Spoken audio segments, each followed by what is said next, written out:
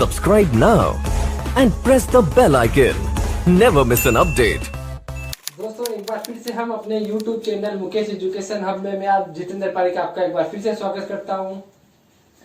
दोस्तों अभी तक हम जो अपना राजस्थान की कला और संस्कृति का जो हमारा मेन कंसेप्ट है उसके तहत हम राजस्थान के प्रमुख साहित्य कला और संगीत के संस्थान पढ़ रहे थे। उस साहित्य कला संगीत के संस्थान में मेरा जो कंसेप्ट चल रहा था उस कंसेप्ट का नाम था राजस्थान के प्रमुख कला व संगीत संस्थान। दोस्तों इस राजस्थान के प्रमुख कला और संगीत संस्थान में दोस्तों हमने अभी तक जयपुर के कला संगीत संस्थान को पढ़ लिया था। अगर हम कहें जयपुर के कला संगीत को संस्थान को पढ़ लिया था और हम अब दोस्तों जोधपुर और उदयपुर के जो हमारी कला और संगीत के संस्थान है उसको हम आज पढ़ेंगे।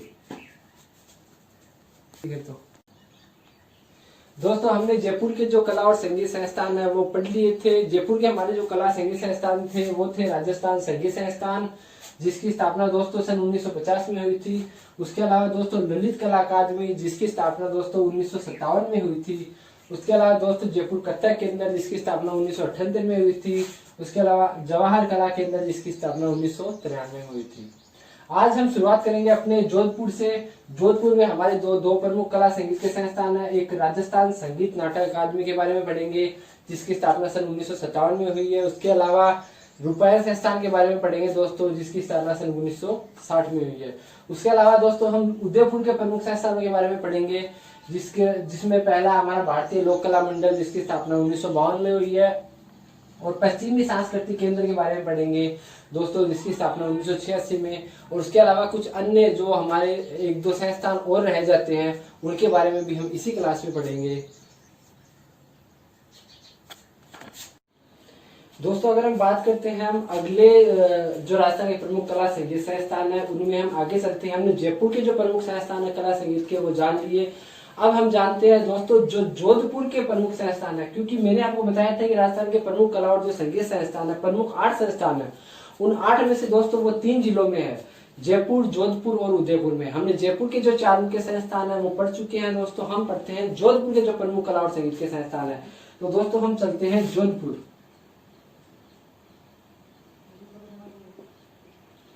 अगर हम दोस्तों कला संगीत के संस्थान पढ़ने से पहले हम जानते हैं दोस्तों जोधपुर के बारे में थोड़े से कुछ महत्वपूर्ण पॉइंट। अगर हम दोस्तों जोधपुर की बात करें तो दोस्तों जोधपुर की जो स्थापना है, जोधपुर की स्थापना दोस्तों कब हुई थी? जोधपुर की जो दोस्तों स्थापना हुई थी 12 मई 1459। 12 मई 1459 को दोस्तों जोधपुर की स्थापना की गई थी। और स्थापना करने वाले जो जोधपुर के संस्थापक माने जाते हैं उनका नाम है दोस्तों राव जोधा। यानी कि जोधपुर की हम बात करें दोस्तों तो इसकी जो स्थापना हुई थी वो 12 मई 1459 की। दोस्तों जयपुर की जो स्थापना है वो 18 नवंबर 1727 को हुई थी। वही जोधपुर की हम बात करते हैं तो जोधपुर की स्थापना 12 मई 1459 को हुई थी दोस्तों, और राव जोधा के द्वारा इसकी स्थापना की गई थी।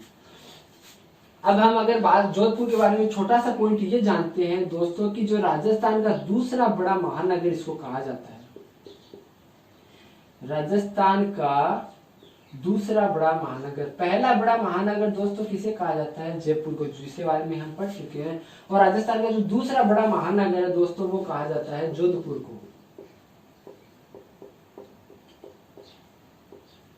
जोधपुर को दोस्तों राजस्थान का दूसरा बड़ा महानगर कहा जाता है। इसकी स्थापना दोस्तों 12 मई 1459 को राव जोधा के द्वारा की गई थी। जोधपुर को दोस्तों हम किन नामों से जानते हैं? जोधपुर को हम दोस्तों ब्लू सिटी के नाम से जानते हैं। ब्लू सिटी के नाम से जानते हैं। एक तो हम दोस्तों इस जोधपुर को ब्लू सिटी जानते हैं। ब्लू सिटी इसलिए दोस्तों इसे इसलिए कहा जाता है कि जोधपुर में एक महत्वपूर्ण किला है, उसका नाम है मेहरानगढ़। मेहरानगढ़ जो दुर्ग है दोस्तों जोधपुर में जो दोस्तों मेहरानगढ़ दुर्ग है, उस मेहरानगढ़ दुर्ग के दोस्तों आसपास के जो घर है, आसपास के जो कुछ अधिकतर घर है दोस्तों वो नीले रंग से बने हुए हैं। तो उन नीले रंग के कारण दोस्तों मेहरानगढ़ दुर्ग के आसपास जो आवासीय स्थल है वो उसमें नीले रंग का प्रयोग किया गया। उसी नीले रंग के कारण दोस्तों जोधपुर को हम ब्लू सिटी के नाम से यानी कि नीला शहर के नाम से जानते हैं। तो दोस्तों मेहरानगढ़ दुर्ग के आसपास जो है, आसपास का आवासीय क्षेत्र दोस्तों नीला होने के कारण आसपास के जो क्षेत्र है उसमें नीले रंगों का दोस्तों प्रयोग किया गया है।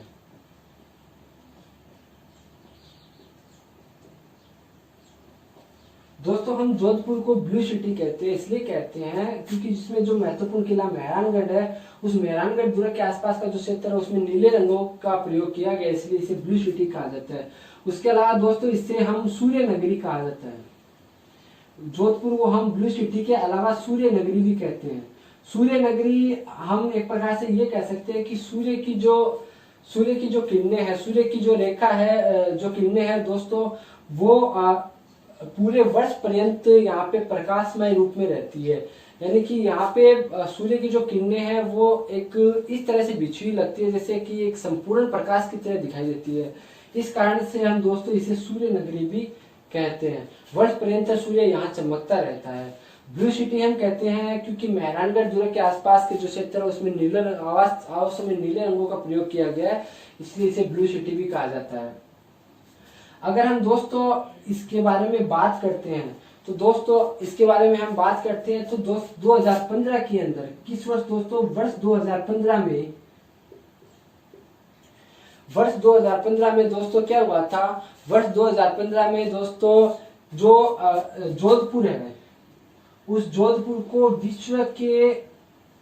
विश्व के जो विशेष आवास स्थल है, ये विशेष जो आवासीय स्थान है, विश्व के विशेष आवासीय स्थान,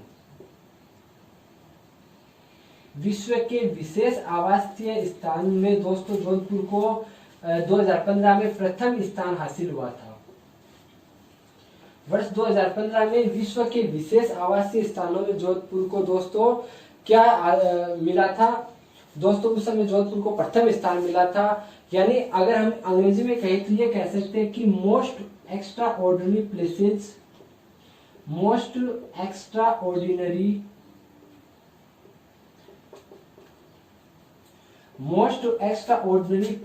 ऑन द अर्थ का अवार्ड दोस्तों किसे मिला था, जोधपुर को मिला था। किस साल में, 2015 में। Most extra ordinary places of the earth,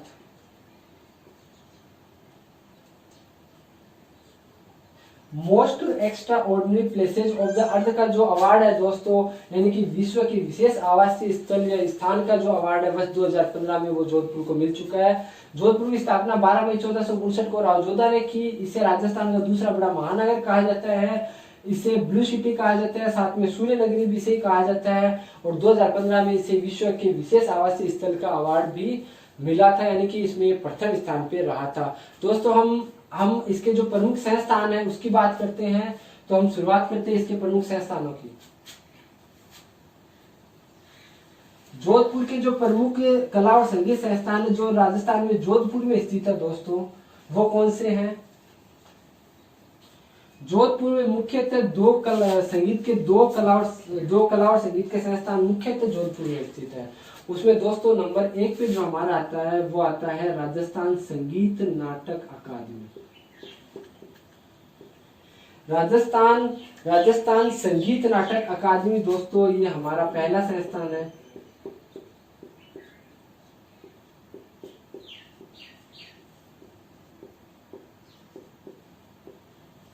Rajasthan संगीत नाटक अकादमी जोधपुर। दोस्तों याद रखना, राजस्थान जो संगीत संस्थान है वो तो है जयपुर में स्थित, और जो संगीत नाटक अकादमी है दोस्तों वो कहाँ पे है, जोधपुर में स्थित। अगर हम इस संगीत नाटक अकादमी के बारे में दोस्तों जानते हैं तो इसकी जो स्थापना है वो कब हुई थी। राजस्थान संगीत नाटक अकादमी की दोस्तों स्थापना हुई थी 1957 में। किस साल हुई थी दोस्तों, राजस्थान जो संगीत नाटक अकादमी है उसकी स्थापना दोस्तों हुई थी 1957 के अंदर। अगर हम ये कहें संगीत नाटक अकादमी के बारे में, अगर हम ये कहें तो जो इसका उद्देश्य क्या है दोस्तों, राजस्थान संगीत नाटक अकादमी जो कि जोधपुर में है दोस्तों, इसकी स्थापना 1957 में हुई थी। और इसका जो उद्देश्य है दोस्तों वो है राजस्थान में नाट्य, क्योंकि नाटक अकादमी इसलिए राजस्थान में जो एक प्रकार से कहे तो नृत्य संगीत और जो नाट्य विधाएं हैं, नृत्य, संगीत और जो नाट्य विद्याएं हैं, उन विद्याओं का दोस्तों क्या करना, प्रचार प्रसार करना, प्रचार प्रसार करना।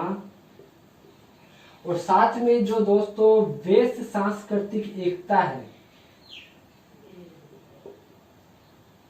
वेशभूषा के आधार पर, संस्कृति के आधार पर जो एकता होती है, उस एकता को दोस्तों क्या करना, बढ़ावा देना। दोस्तों हम अगर राजस्थान संगीत नाटक अकादमी जोधपुर के बारे में बात करते हैं तो इसकी जो स्थापना है दोस्तों वो हुई थी 1957 के साल में। उसके अलावा अगर हम इसके उद्देश्यों के बारे में बात करते हैं तो दोस्तों राजस्थान में जो नृत्य है, संगीत है और जो नाटक की विद्याएं हैं, उन विद्याओं का दोस्तों प्रचार प्रसार करना। साथ में जो वेश सांस्कृतिक एकता है, यानी कि हम कहें वेशभूषा के आधार पर, संस्कृति के आधार पर लोगों में एकता को बनाए रखना इस संस्थान का उद्देश्य है। इसी उद्देश्य के साथ में इस संस्थान की दोस्तों 1957 में क्या की गई थी, स्थापना की गई थी। अगर हम दोस्तों इसके जो वर्तमान अध्यक्ष है, ये इंपॉर्टेंट क्वेश्चन हमेशा रहता है वर्तमान अध्यक्ष का।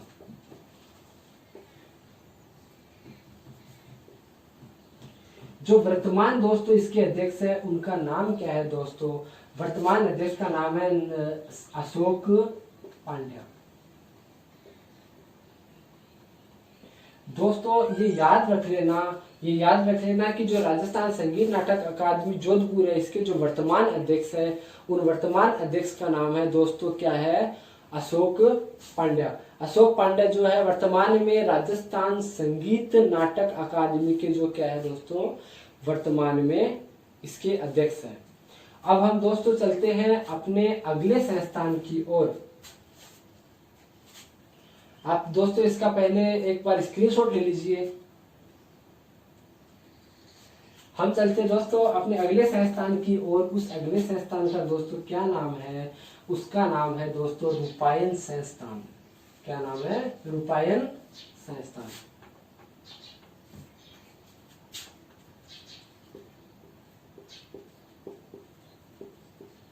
रूपायन संस्थान। रूपायन संस्थान की बात करें तो दोस्तों ये कहाँ पे स्थित है। रूपायन संस्थान दोस्तों बोरुंदा नामक जगह है जो जोधपुर के अंदर है। बोरुंदा जोधपुर में ये क्या है दोस्तों, स्थित है। रूपायन संस्थान की अगर हम बात करते हैं दोस्तों तो ये कहाँ पे है, बोरुंदा जोधपुर में है दोस्तों। और जो इसकी स्थापना दोस्तों हुई थी वो किस साल में हुई थी, वो दोस्तों 1960 में हुई थी। रूपायन संस्थान दोस्तों कहाँ पे स्थित है, बोरुंदा जोधपुर में स्थित है। और इसकी जो स्थापना हुई थी दोस्तों वो 1960 में हुई थी। अगर हम ये कहें रूपायन संस्थान के बारे में, रूपायन संस्थान के बारे में बात करें तो जो इसके संस्थापक के रूप में किसका नाम आता है, रूपायन संस्थान के जो संस्थापक के रूप में दोस्तों नाम किसका आता है, रूपायन संस्थान के दोस्तों संस्थापक के रूप में दोस्तों नाम आता है सर्वज्ञ श्री कोमल कोठारी जी का नाम आता है दोस्तों। सर्वज्ञ श्री कोमल कोठारी जो है, सर्वज्ञ श्री कोमल कोठारी जो है उनका नाम आता है दोस्तों इसके संस्थापक के रूप में, इसका नाम आता है। उन्होंने क्या किया था दोस्तों, उन्होंने ये किया था दोस्तों कि जो देश की विभिन्न कला थी, जो देश की विभिन्न कलाएं होती है, जो देश की विभिन्न कलाएं होती है, उन विभिन्न कलाओं को जो दोस्तों देश की जो विभिन्न कलाएं हैं, देश की जो विभिन्न दोस्तों संगीत की कलाएं हैं, देश की विभिन्न संगीत कलाएं दोस्तों, जो देश की विभिन्न संगीत कलाएं हैं, उसके अलावा दोस्तों जो लोक वाद्य है, देश की विभिन्न संगीत की कलाएं, उसके अलावा दोस्तों जो लोक वाद्य है, उन लोक वाद्यों को बढ़ावा देने के लिए या उन लोक वाद्यों को बढ़ावा देने के लिए उन्हें एक ही जगह पे समुचित उपलब्ध करवाने के लिए, बढ़ावा देने के लिए दोस्तों क्या किया गया था, उसके लिए दोस्तों बढ़ावा देने के लिए समुचित विकास कार्यक्रम जो है, समुचित विकास कार्यक्रम की उपलब्धता करवाना।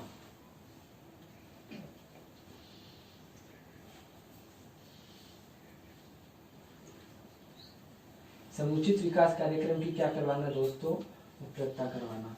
हम अगर बात करते हैं रूपायन संस्थान की बात करते हैं, रूपायन संस्थान दोस्तों कहाँ स्थित है, बोरुंदा जोधपुर में।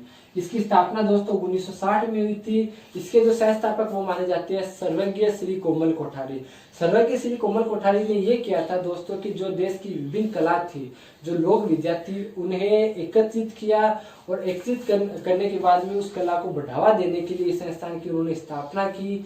साथ में दोस्तों उसके लिए उन्होंने जो समुचित विकास का कार्यक्रम है वो भी दोस्तों चलाया था। तो ये दोस्तों हमारा हो चुका है जोधपुर से संबंधित जो राजस्थान के प्रमुख कला और संगीत के संस्थान है। हम पढ़ चुके जयपुर के संस्थान प्रमुख 4 संस्थानों के बारे में। उसके अलावा दोस्तों हम जोधपुर के 2 प्रमुख संस्थानों के बारे में पढ़ चुके हैं।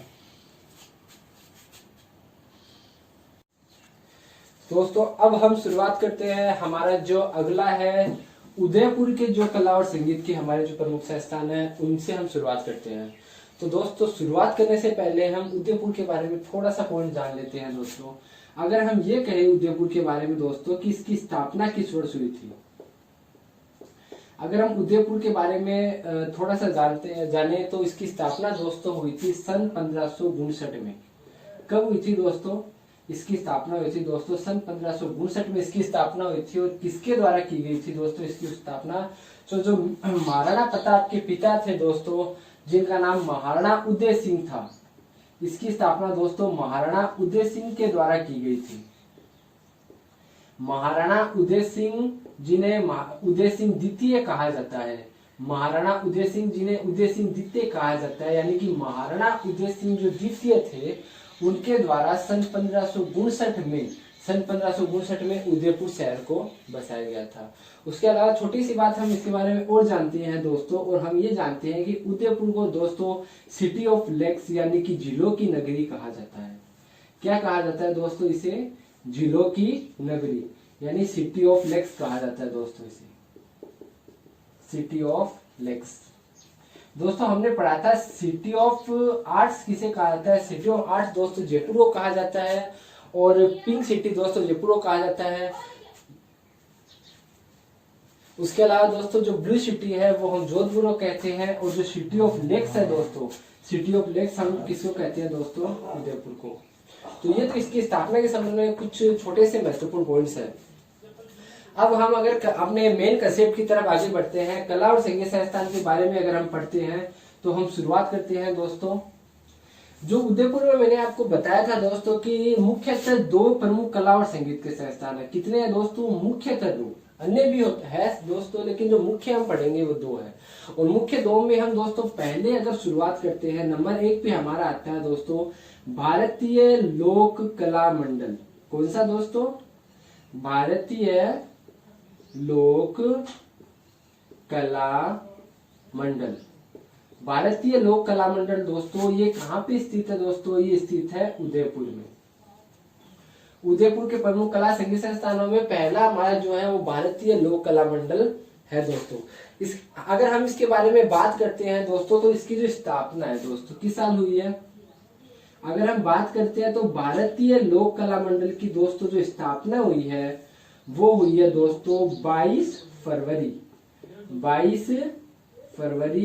और सन कौन सा है दोस्तों, सन है दोस्तों 1952। तो दोस्तों भारतीय लोक कला मंडल जो कि उदयपुर में है, इसकी स्थापना दोस्तों 22 फरवरी सन 1952 को हुई है। अब दोस्तों अगर हम बात करते हैं तो इसके स्थापनाकर्ता कौन है, यानी कि अगर हम ये कहें कि भारतीय लोक कला मंडल की स्थापना करने का जो विचार है दोस्तों वो किसके मन में आया था, तो भारतीय लोक कला मंडल जो उदयपुर में दोस्तों स्थित है, इसका जो स्थापना करने का विचार है वो विचार आया था दोस्तों जो एक प्रसिद्ध लोक कलाविद थे दोस्तों, एक प्रसिद्ध लोक कला विद्वान थे दोस्तों। उनका नाम था दोस्तों देवीलाल सामर। प्रसिद्ध लोक कला विद्वान थे दोस्तों, उनका नाम दोस्तों क्या था, उनका नाम दोस्तों था देवीलाल सामर। देवीलाल सामर जी जो थे दोस्तों उनके दिमाग में ये विचार आया था, उनके दिमाग में दोस्तों ये विचार आया था कि जो दोस्तों जो प्रदर्शनकारी कला है, कौन सी कला दोस्तों? जो प्रदर्शनकारी कला होती है। प्रदर्शनकारी कला दोस्तों होती है जिसमें कलाकार अपने अपने दोस्तों अपने शरीर के जो चेहरा होता है, अपनी आंखें होती है, यानी कि अपने वो अलग से कोई रंग वेशभूषा धारण नहीं करता, वो अपने ही शरीर के जो अंग है उनको का प्रयोग करके एक प्रकार से जो नाट्य करता है, जो कला करता है, उस कला को दोस्तों हम क्या कहते हैं? उस कला को दोस्तों हम प्रदर्शनकारी कला कहते हैं। और साथ में दोस्तों अगर हमें कहूँ तो आप इस चीज को तो हमेशा से जानते हैं, ये तो आपने अपने बचपन में हमेशा देखा है, जिसको हम बोलते हैं दोस्तों कठपुतली कला, जिसे हम दोस्तों कहते हैं कठपुतली कला।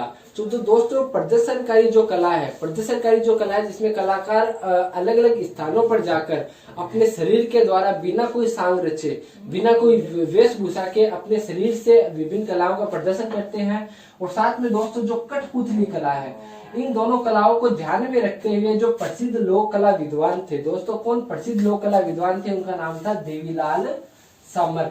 देवीलाल सामर के द्वारा प्रदर्शनकारी व कठपुतली कला को दोस्तों क्या करने के लिए, एक प्रकार से कहूं तो बढ़ावा देने के लिए, प्रदर्शनकारी में जो कठपुतली कला उसको बढ़ावा देने के लिए दोस्तों उनके दिमाग में ये विचार आया, इस कला को बढ़ावा देने के लिए दोस्तों उनके दिमाग में ये विचार आया कि एक ऐसा लोक कला मंडल होना चाहिए दोस्तों, जिसमें कलाकार आ सके और अपनी जो ये प्रदर्शनकारी और कठपुतली कला है इसका लोगों के सामने प्रदर्शन कर सके, अपनी कला को निखार सके। तो इसी चीज को ध्यान में रखते हुए दोस्तों भारतीय लोक कला मंडल की स्थापना सन 22 फरवरी सन 1952 को पंडित ये जो देवीलाल सामर जी है दोस्तों इनके द्वारा की गई।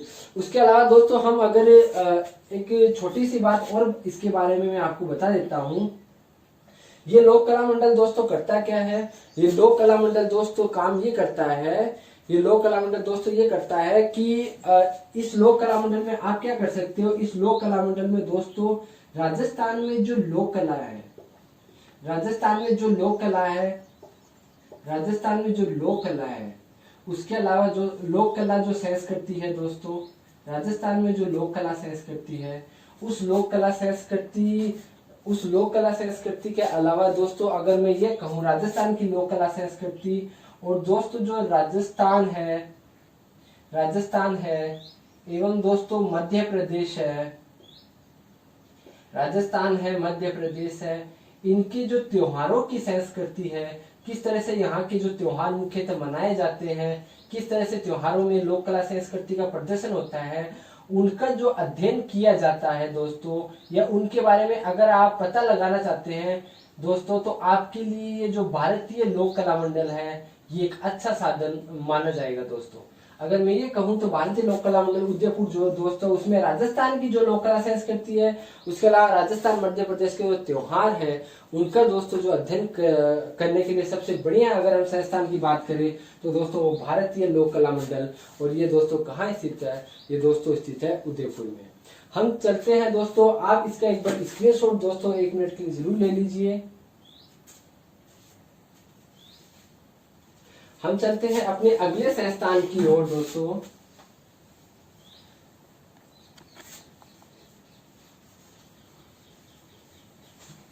और जो हमारा अगला संस्थान जो उदयपुर में स्थित है और जो मुख्य प्रमुख संस्थान है दोस्तों उसका नाम है पश्चिमी सांस्कृतिक केंद्र दोस्तों। क्या नाम है? पश्चिमी सांस्कृतिक केंद्र। पश्चिमी सांस्कृतिक केंद्र, क्योंकि इसका जो नाम है दोस्तों पश्चिमी सांस्कृतिक केंद्र, यानी जो पश्चिमी सभ्यता है, पश्चिमी राजस्थान की जो सभ्यता है उसको हमारे सामने ये लाता है, वहां की लोक कला को हमारे सामने लाता है। तो पश्चिमी सांस्कृतिक केंद्र दोस्तों कहाँ स्थित है ये मैं आपको पहले बता रहा हूँ और हम पढ़ भी रहे हैं जिसके अंतर्गत वो है दोस्तों उदयपुर। अगर दोस्तों मैं इसके बारे में बात करूं तो ये दोस्तों एक केंद्रीय संस्था है, केंद्रीय संस्था है पश्चिमी सांस्कृतिक केंद्र। इसकी दोस्तों जो स्थापना है वो सन 1986 में हुई थी। कब हुई थी दोस्तों? इसकी स्थापना सन 1986 में हुई थी। और इसकी स्थापना किसके द्वारा करवाई गई थी दोस्तों? तो इसकी स्थापना दोस्तों भारत सरकार के द्वारा करवाई गई थी। किसके द्वारा दोस्तों? भारत सरकार। तो हम ये कह सकते हैं कि ये जो संस्थान है ये भारत सरकार द्वारा क्या है दोस्तों? स्थापित है। पश्चिमी सांस्कृतिक केंद्र जो उदयपुर में है दोस्तों, उसकी स्थापना सन 1986 में हुई है और ये भारत सरकार द्वारा स्थापित एक संस्थान है। सबसे महत्वपूर्ण बात जो दोस्तों मुख्यतः आती है वो इसका उद्देश्य आता है। अगर हम दोस्तों इसकी उद्देश्यों की बात करें तो इसका उद्देश्य ये है दोस्तों कि जो हमारे देश में जो कलाएं विलुप्त हो चुकी है, इसके पहले भी मैंने ऐसे कई संस्थानों के बारे में आपको बताया जो विलुप्त कलाओं के बारे में हमें उन कला को संरक्षण प्रदान करते हैं। उन्हीं में एक नाम हमारा दोस्तों पश्चिमी सांस्कृतिक केंद्र भी है। पश्चिमी सांस्कृतिक केंद्र की बात करें तो ये भी वही कार्य करता है कि जो देश में विलुप्त हो चुकी जो कला है दोस्तों, देश में जो कलाएं विलुप्त हो रही है,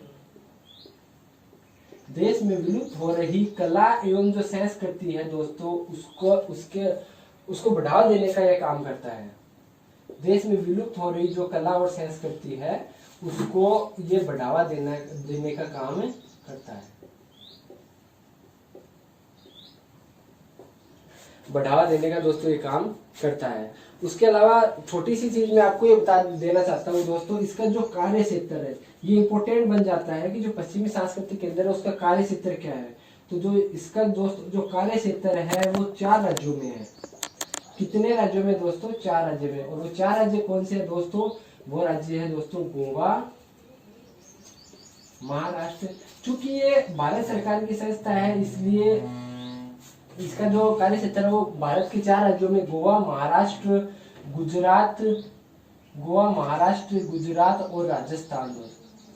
गोवा, महाराष्ट्र, गुजरात और राजस्थान। तो गोवा, महाराष्ट्र, गुजरात और राजस्थान, इन 4 राज्यों में पश्चिमी सांस्कृतिक केंद्र का जो कार्य क्षेत्र दोस्तों माना जाता है।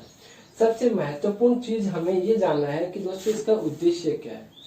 इसका उद्देश्य क्या है? तो दोस्तों जो इसका उद्देश्य है वो उद्देश्य मैं आपको यहाँ लिख देता हूँ दोस्तों। इसका जो उद्देश्य माना जाता है तो दोस्तों इसका जो उद्देश्य हम ये कह सकते हैं कि जो हमारी हस्तशिल्प कला होती है दोस्तों, यानी कि अपने हाथों की कला के द्वारा हम विभिन्न चीजों का निर्माण करते हैं, जैसे कि मूर्तियां हो सकती है, अन्य कोई काठ से बनी हुई चीजें हो सकती है। तो अपने हाथों की कला से जब हम चीजों का निर्माण करते हैं उसे दोस्तों हस्तशिल्प कला कहते हैं। और इसी हस्तशिल्प कला को बढ़ावा देने के लिए, इसी हस्तशिल्प कला को क्या देने के लिए दोस्तों? बढ़ावा देने के लिए मुख्यतः ये संस्थान इसीलिए बनाया गया दोस्तों कि जो हस्तशिल्प कला है राजस्थान में, हस्तशिल्प के जो कलाकार है उनको बढ़ावा देने के लिए ये संस्थान दोस्तों बनाया गया है। और इसके लिए दोस्तों एक जोधपुर में एक ग्राम की स्थापना की गई, यानी केंद्र बनाया गया था हस्तशिल्प के लिए, जहाँ पे हस्तशिल्प के जो कलाकार आ सके और अपनी कला का प्रदर्शन कर सके, अपनी कला की वस्तुओं को बेच सके। तो वहां पे जो एक संस्थान बनाया गया था जोधपुर के अंदर, उसका नाम है दोस्तों हवाला ग्राम। हवाला ग्राम जो संस्थान है दोस्तों, ये हवाला ग्राम संस्थान जो है दोस्तों इसी पश्चिमी सांस्कृतिक केंद्र में बनाया गया। इसी पश्चिमी सांस्कृतिक केंद्र में ये हवाला ग्राम संस्थान स्थित है दोस्तों। और इसकी जो हवाला ग्राम संस्थान है, इस हवाला ग्राम संस्थान की दोस्तों स्थापना हस्तशिल्प कला को बढ़ावा देने के लिए दोस्तों की गई है। एक बार मैं आपको रिवाइज करवा देता हूँ वापस से कि जो पश्चिमी सांस्कृतिक केंद्र है उदयपुर में, इसकी स्थापना दोस्तों 1986 में भारत सरकार ने की। उसके अलावा दोस्तों इसका जो प्रमुख उद्देश्य है वो हस्तशिल्प कला को बढ़ावा देना है। और उसके लिए दोस्तों हवाला ग्राम संस्थान की स्थापना दोस्तों कहाँ की गई है? उदयपुर में की गई है। उसके अलावा इसका जो कार्य क्षेत्र है दोस्तों वो गोवा, महाराष्ट्र, गुजरात और राजस्थान है।